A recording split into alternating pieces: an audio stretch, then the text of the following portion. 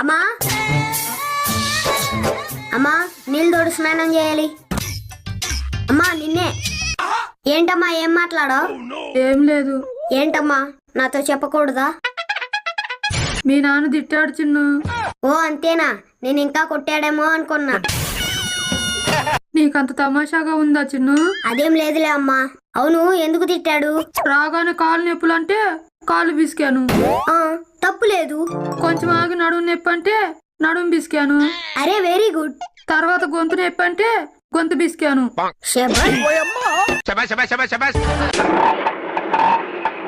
అయినా ఆయన నొప్పి అంటే అవి బిసుకుంటా బాటమేనమ్మా. మళ్ళీ ఏమైంది? పిసకడం అయ్యాక చాక్లెట్ ఇస్తానని ఇవ్వలేదు చిన్ను.